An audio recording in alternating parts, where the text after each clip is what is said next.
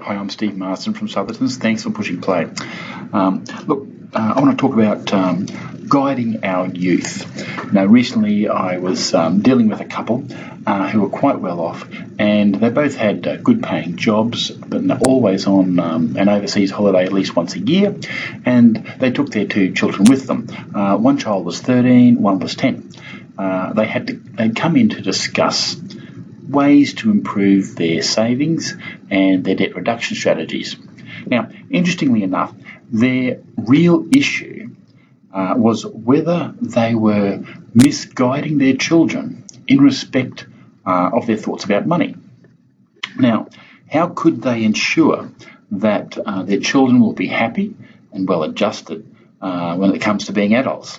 And after all, that's what we all aim for with our children. Now, as financial advisors and financial planners, we don't offer advice about child rearing. However, in the same way you give time and effort to reviewing, considering and planning your financial goals, you need to be strategic, I think, about how you pass on certain traits to your children. There are 5 areas, I think, that we need to consider deliberately passing along to our children. And these are our values, our principles, people whom we should associate with and perhaps eventually marry, finances and spirituality. Tough one at this time of the day. So children need to understand that their life is much more than just about money. And that said, the most difficult job in getting your children to appreciate money and its value is to get an understanding of it. Not to mention appreciating the need to work hard for it, especially early on. Now, this may be difficult for some people to appreciate that how big an issue it is. And I guess with recent media feedback about the millennial attitudes, I guess, that are coming through, that of entitlement, that of expectation and immediate gratification, is a concern, I think, to a lot of parents.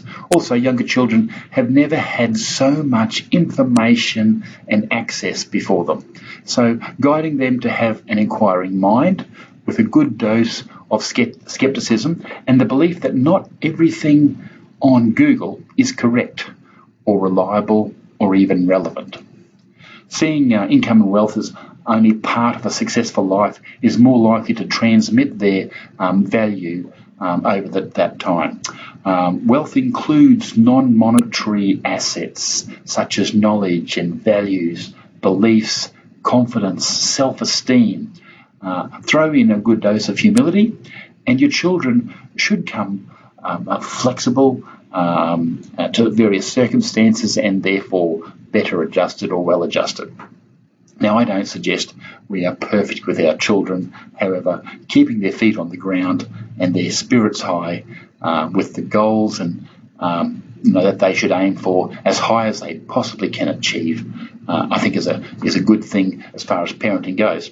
Now, at Southerton's, we share the experience and knowledge to make sure that in a financial plan, it encompasses your goals, monetary and otherwise. Give us a call on 4972 1300. Thanks for listening.